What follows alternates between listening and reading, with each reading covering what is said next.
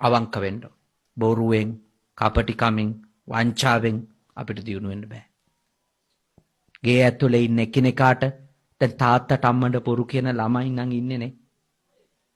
අම්මලගේ ගාව රංගපාන ගමන් හොරෙන් ෆෝන් තියාගෙන දඟලන ඉස්කෝලේ යන කාලේ වෙන විගඩම් කරන්නේ උන්නම් ඉන්නේ. හොඳ උගත් පරම්පරාවක් හැදෙයිද අපිට?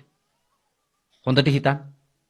බොරුව ළමයෙකුගේ ජීවිතයට ආවට පස්සේ, වංචාව කපටිකම ළමයෙකුගේ ජීවිතයට ආවට පස්සේ ඒ ළමයා O level පාස් වෙනවද කියන්නකෝ? ෆෝන් හංගගෙන කොට්ටස්සේ බෑග් ගස්සේ ගහගෙන නේ. ඒ ළමයාගේ ජීවිතේම හොර ගුහාවක් වුණාම ඔළුවේ වෙන මොනවත් දෙයක් රැඳෙන්නේ නැහැ.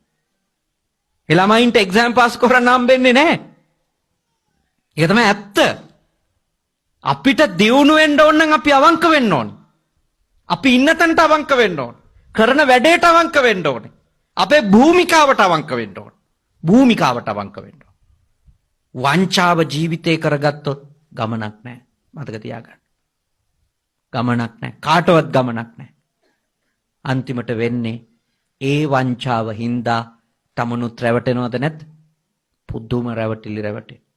මම ඊයේ බණ කිව්ව අනුරාධපුර ආසන්නේ එක ගාමන්ට් එකක ඊයේ උදේ 1200යි ගාමන්ට් එකේ ළමයි.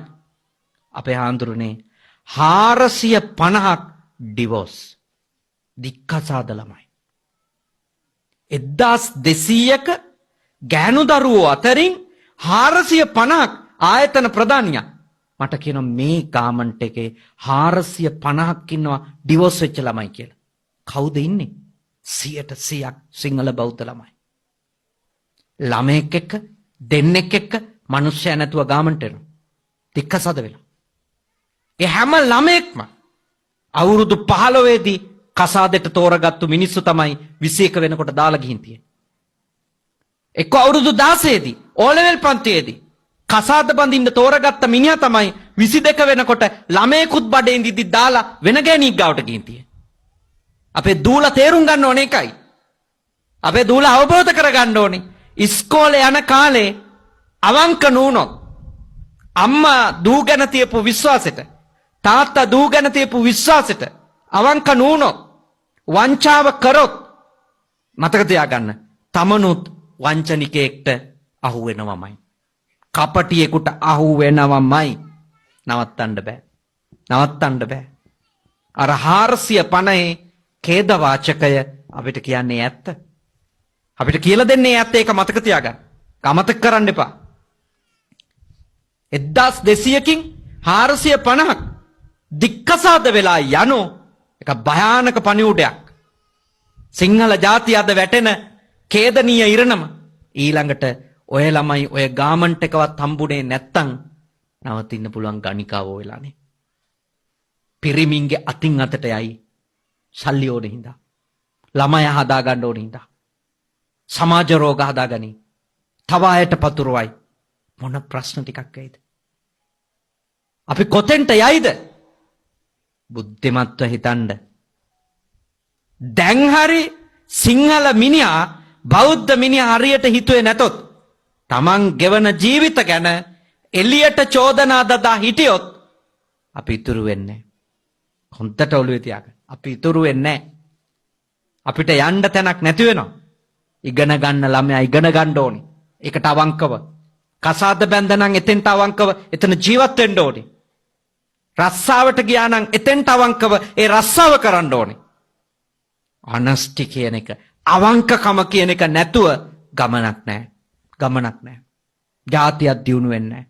ඔය සිංගප්පූරු වැනි රටවල් අපිට වඩා 1960 ගණන් වල ලී ක්වාන් ලංකාවට ආවනේ. ලී ක්වාන් යූ කියන සිංගප්පූරුවේ නායකයා. ඔහු ඇවිල්ලා ඔහු කරපු ප්‍රකාශය තමයි අපි තව අවුරුදු 20ක්වත් ඇතුළත කොළඹ වගේ වෙන්න ඕන. දෛවයේ සරදම කියන්නේ ජාජාවදන මැතිතුමාට කියන්ට වුණා. එතුමා ඒ කාලේ තරුණ දේශපාලකයෙක්. පසුව එතුමා නායකයා වුණාට පස්සේ ජනාධිපතිවරයා වෙලා කියන්න වුණා. ඊට අවුරුදු 10කට 15කට පස්සේ කියන්න වුණා ජයාජාවදන මැතිතුමාට අපි කොහොම හරි සිංගප්පූරුවවත් වෙන්න ඕනේ කියලා. අපිට වැරදුනේ අපේ අවංකකම නැති නිසා. රටක් විදියට. ගෙවල් වලට වැරදිලා තියෙනෙත් ඒක. වංචනිකකම, දූෂිත බව, හොර වැඩ, බොරුව, කටකෛරාටිකකම, ඇන්දවිල්ල ජීවිතේ කරගත්තු ගමන් ඒ ජීවිතය ඉවරයි. බුද්ධිමත්තෙත් ඒක සීලයක් ඕනි කිය. අවංකභාවයට උජූච කියන්නේ අවංකකමනේ. උජූච අවංකකම. ඒකේ උපරිමයට කියන්නේ සූජූච මනා අවංකකම. ඒකුවේ එලිපිට වැරදි නොකිරීම උජූච නම් සූජූච කියන්නේ මොකද්ද? රහසින්වත් වැරදි නොකිරීම. ඒ කියන්නේ නොකරන ටික හොරෙන්වත් නොකිරීම. අපි දියුණු වෙන්නේ එතනින්. අපි දියුණු වෙන්නේ එතනින්. එතෙන්ට එන්න ඕනි. පවුලක් විදියට, ගමක් විදියට, සමාජයක් විදියට, ජාතියක් විදියට අපි එතෙන්ට එන්න ඕන. එහෙම වුණොත් සිංහල ජන සමාජය විතරක් නෙමෙයි මුළු ශ්‍රී ලාංකීය ජාතියම උඩට එනවා. මුළු ශ්‍රී ලාංකීය ජාතිය අවංකකම